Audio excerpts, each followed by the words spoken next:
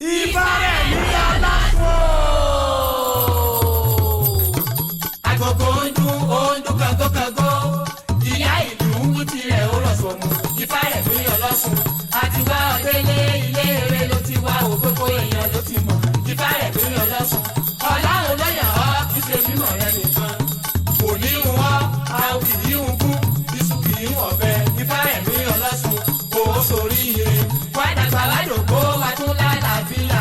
Ẹ̀yin olólùfẹ́ Ìbárẹ̀ ní ọlọ́sùn. Gbogbo yín la kí adúpẹ́dúpẹ́ o. Lájọ ṣàṣeyẹ o. Ìbárẹ̀ ní ọlọ́sùn. Ìbárẹ̀ ní ọlọ́sùn òkú iṣẹ́. Alafia family, it is yours truly, Ifaremi Oloshun, and I am here today. I know it's been a while, guys. I have been working on some wonderful things that I will unveil very soon.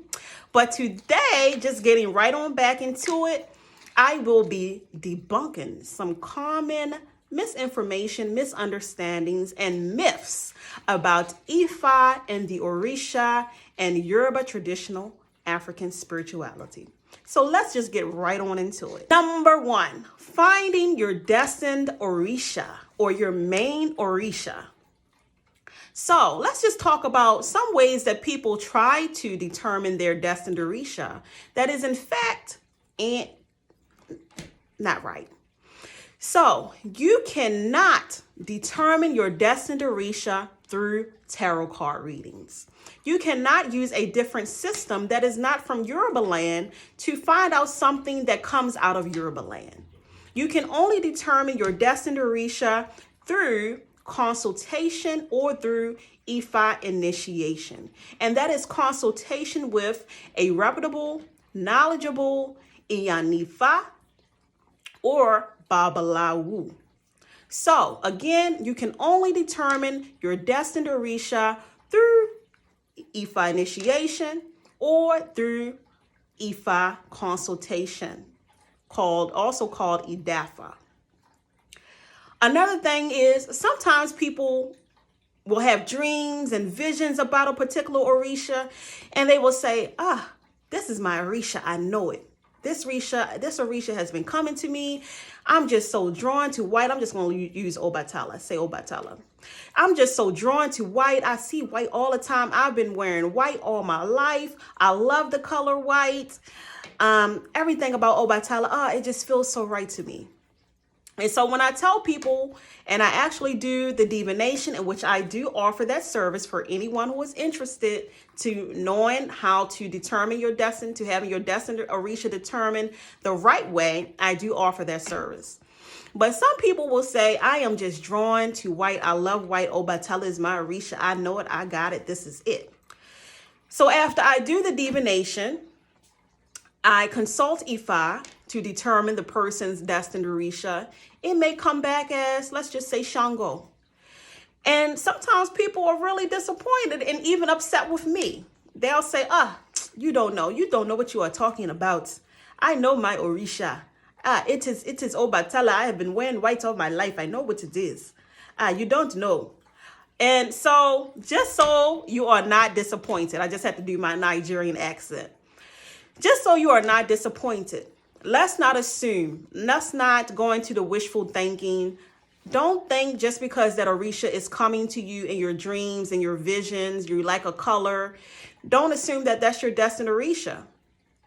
Sometimes Orisha will come to you during certain times in your life, depending on what you're going through. If you need love, if you need enlightenment, if you need this, a certain Orisha will come to you just to get you through. But it doesn't necessarily mean it's your destined Orisha. So, no, not just because you're drawn to the Orisha, not just because of dreams or visions, not through tarot card readings, not through going through any other systems, not through going through anyone who is not a trained Iyanifa or Babalawu, Iyanifa like myself. You cannot go through any other way besides Ifa initiation, which is usually how it's done in Yoruba land, or for us throughout the diaspora who can't always afford initiation, Idafa, Ifa consultation. So, moving right along. Another thing people ask me about is Ileke ceremonies. So I know when you're new to the path, to the tradition, you can sometimes get the different paths confused. So we have, as I talked about in another video, we have Lukumi, Santeria, Condomble, other paths and branches of Orisha and Ifa devotion. But in traditional Ifa, we do not do Ileke ceremonies. In traditional Ifa, one obtains their Ileke through Ifa or initiation into the given Orisha, or if you receive a hand of Ifa. So a hand of Ifa is a Ifa shrine that one can receive in the meantime when they cannot initiate into Ifa right away. So it's almost, we'll give an Ileke to say we recognize that you are going to initiate into Ifa, that you are receiving this shrine, and as a token to commemorate that you are receiving this hand of Ifa. I will say that some Babalawo, some Oluwo do it, some don't. But those are the times in traditional Ifa that you will receive Ileke. So for Ileke in traditional Ifa is actually, as I just mentioned, more ceremonial. There are many Odu Ifa that talks about if one is wearing an Ileke, that some malevolent, so-called malevolent or unfavorable energies will pass you by just by simply wearing the Ileke. It is ceremonial, it is symbolic, and it comes with much responsibility. Some people like to wear Ileke as just to say, look at me, I'm popping. Look at my Ileke. I got on this color. I got on that many. I got that many. It's become somewhat fashionable and a trend, but this is not to be taken lightly. It is not a joke. This is a spiritual system, a path, one that our ancestors have molded and coined for years. It is ceremonial. It is sacred. Don't take it for a joke. Don't take it lightly. It's not just for good looks. To the next one. Do you have to wear all white before or after initiating as it relates to traditional Ifa? So some people may have heard of what is called the Awo year. Now, I won't speak too much on other paths, other traditions, other branches, because I was trained the traditional way. I know in traditional Ifa, it is not compulsory that you wear all white before or after initiating. If you want to, you can, but that is not a requirement and it is not a part of traditional Ifa. Do you have to wait a specific period of time before initiating? The answer to that is in traditional Ifa, no. But, there's a big but. It is strongly advisable that if you are not born in Yoruba land, if you are not born into the culture, or because some people are born into the culture here in the diaspora in America. If you are not born into the culture, if you are not well-versed and experienced, it is strongly advisable that you first, as Judge Maybelline always say, look deep before you leap. Initiating is a big undertaking. It is dedicating your life. It is adopting it as your way of life and becoming a walking physical embodiment of the spirit energy that you're initiating into. Also, who you choose to initiate you. Let me say that again. Who you choose to initiate you is a big deal. Your family who initiates you, your Oluwo, your Iworo, your Ajubona, your spiritual mother, spiritual father, all of those who take part in your initiation, is like you're taking them on to become your adopted, another mother or another father or another family. So you want to make sure that the energy's right. You want to make sure that you choose wisely, because these are the people that you're going to need to guide you as you grow, as you learn. You want to make sure that they're good people. You want to make sure that they're going to stick with you. You want to make sure that they're going to be able to teach you, not to just initiate you and take your money. You want to make sure that they're not going to be biased. You want to make sure that they are willing to share the real, true, authentic information for you to grow and evolve in your spiritual practice and not withhold pieces and portions and parts. You just have to look deep, y'all, before you leap. So it is strongly advisable that you do wait and do the due diligence. But in traditional Ifa, it is not mandatory that you wait 1 year, 2 year, 3 year. It is truly up to the discretion of those who are initiating you and yourself. What's another one? Also, in Yoruba land, do you know that babies are initiated? 1-year-olds, 2-year-olds, 3-year-olds, it doesn't even matter. If you can see where I'm going with this, there is not a prerequisite or a time frame that you must wait in order to initiate into traditional Ifa. But the requirement is that you know, fully understand, and take it seriously. Those 1-year-old, 2-year-old, 3-year-olds, 4-year-olds, the advantage that they have is that they are being brought up and raised in the culture and environment of the tradition. So they will take it seriously. They have to take it seriously. But some of us here, we have been pulled away from our roots and heritage. So sometimes we got to take baby steps and crawl before we walk and do the due diligence first. So on to the next one, okay, moving right along. So I know y'all have seen the memes. I know you have seen the videos. I know you have seen the t-shirts about Eshu. But still, some people, I'm telling you, people will still say, Iya. Is Eshu the devil? Is Eshu like Papa Legba, the trickster, and all these other things? There is no devil in traditional Ifa. In fact, to me, some people I'll say this, there are two groups of principalities. There are the Ajogun and there are the Irumale. So both of these groups of energies, of opposite energies, some may like to say the Ajogun are malevolent energies. Some may call the Irumale benevolent energies, good and bad, and so forth. For me and my truth, there is no good and there is no bad. And that is because all things are working in our favor and working for us to win. All of the energies that Olodumare, that the source have birthed through its light, through our experience here on earth, were put in place to help us to have the experience we were meant to have. So the Ajogun challenge us. They challenge us in order to overcome whatever it is that we may be facing, to expand. The Irumale support us, help us, and heal us. But both of these energies shape our experiences and are necessary parts of our experiences. Now, what is not necessary is for us to stay in either one of these energies or frequencies. It's all about balance. And African spirituality is all about balance, continuity, ascension, and elevation. There is no devil. There is no such thing as Eshu being the devil.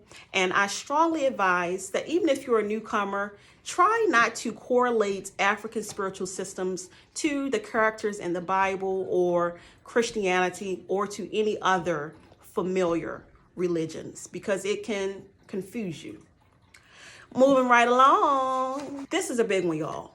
I'm going to spend a little more time on this one. I'm going to try to make it quick because I done heard somebody say some of my videos be too long, but y'all know I'm a Gemini. I'm working on it and I got to get the information out there and I got to get it right.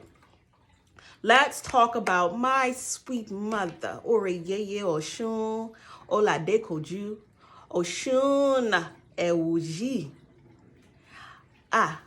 Oshun, please.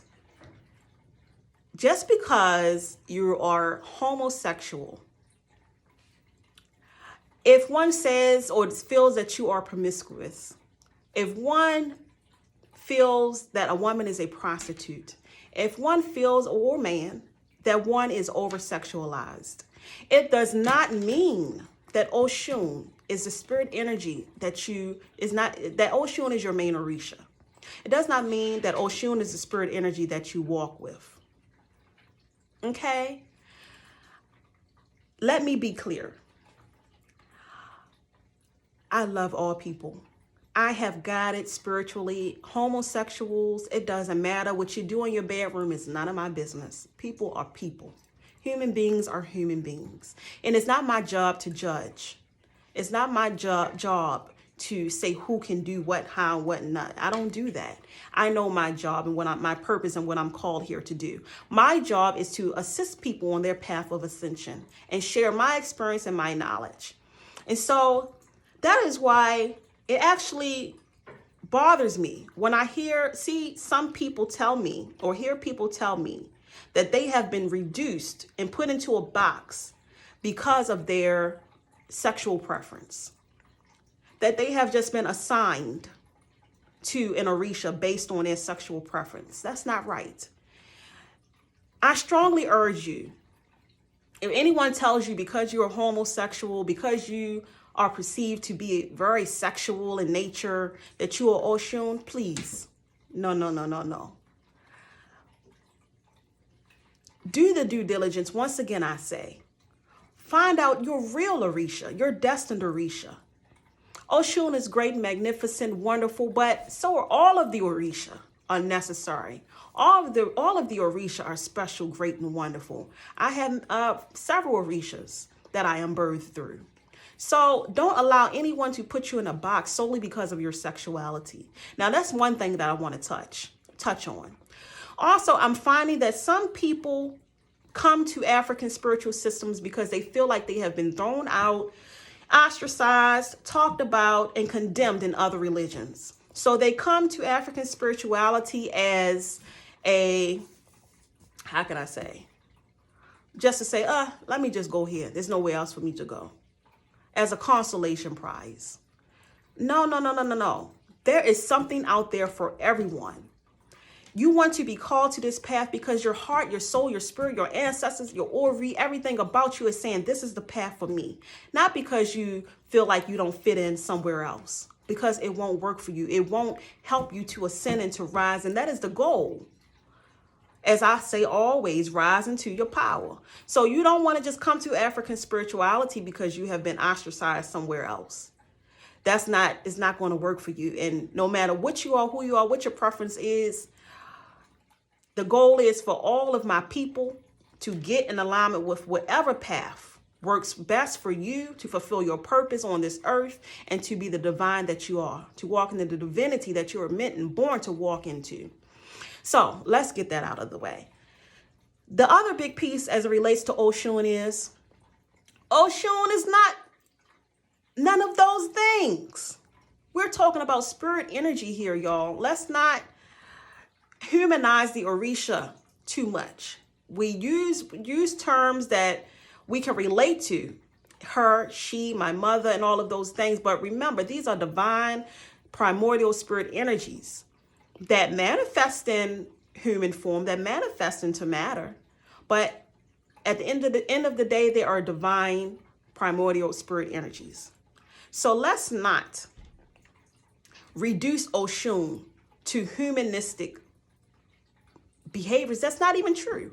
Oshun is known for her purity, for her wisdom amongst all of the masculine spirit energies, for her power, for her good character, for her grace, for her prestige, for her royalty, for her regalness.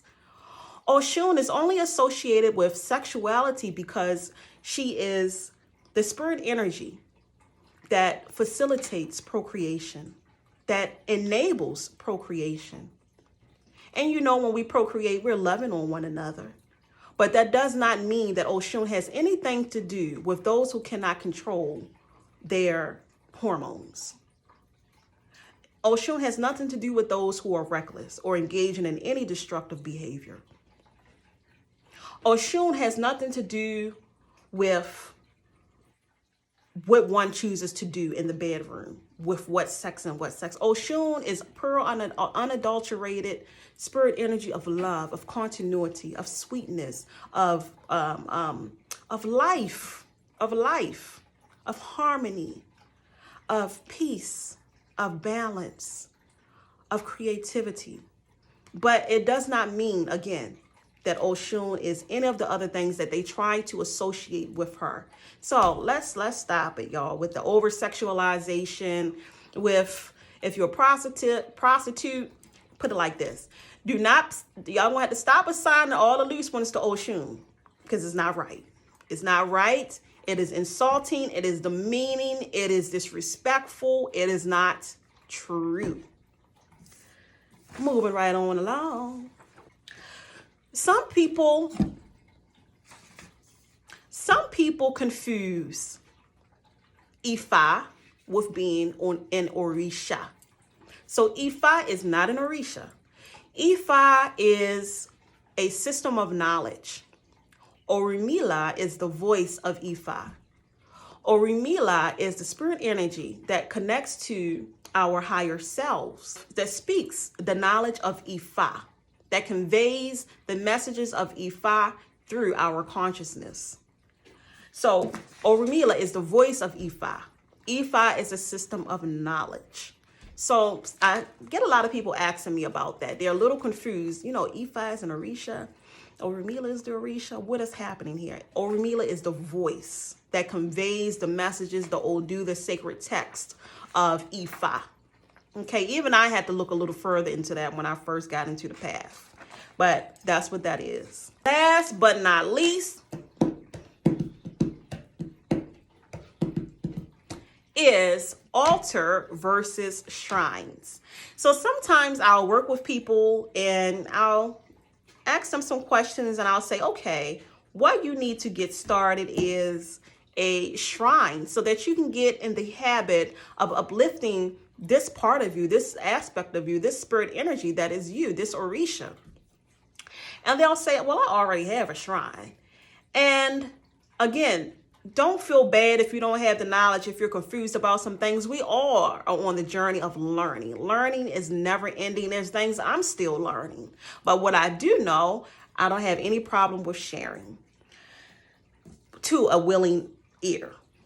And so with that being said, let me explain the difference.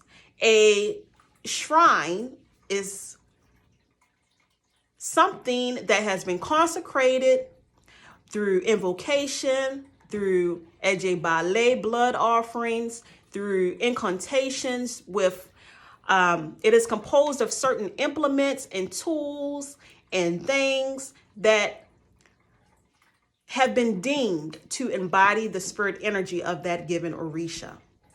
So it is an empowered, consecrated vessel that enables one to directly, more easily tap into the given spirit energy or Orisha. An altar is more of a visual way to honor and to acknowledge a ancestor, spirit, or energy. So those are the difference. An altar has not been traditionally empowered through those means, through the implements, through incantation, through Ejebale, by a qualified, initiated Iyanifa or Orisha priest. So there is a difference. Now, I'm not against altars. If you notice, I actually have my water fountain flowing back there, my little jush, what some may refer to as an altar. Also, side note, it is good to have flowing water all through your home to repel bad energies, to repel bad spirits, and to usher in abundance. Because as money flow, we always want that money to be flowing right back to us. And so I'm not against altars, but it is important that we understand the difference, because a shrine is a physical embodiment, representation. It is living. A shrine is living energy, living, a living vessel that is that encompasses the spirit energy of that Orisha through Ashe, through spiritual powers, through all of the things that I mentioned. So an altar, you might can neglect giving this to it or doing this for the altar, or you can kind of treat it anyway or do what you want to do, is up to you.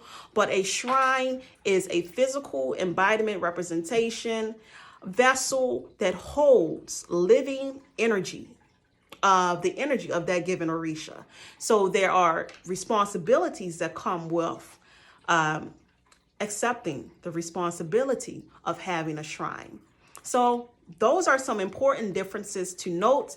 If there are any other things that I did not mention that you have questions about, that you want to know more about, some people want to know, what is those sounds in the background? What is that water? That's my fountain that y'all hear clinging and dripping and dropping in the back. But any other questions, any other things that you want to know, feel free to comment below. You can also reach out to me on my website, ipharemy.com, on my social media pages. Be sure to definitely follow me there. As I said, I have some good things that I'll be unveiling soon. Follow me on Ipharemy, Ipharemy.Oloshun on Instagram, Ipharemy Oloshun on Facebook, ipharemy.com for my website, and stay in touch.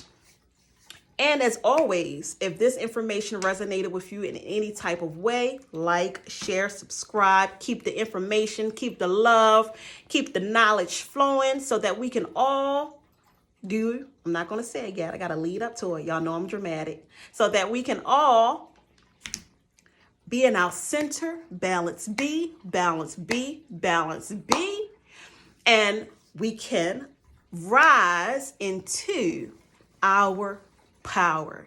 Infinite blessings, my honeybees. I love you all.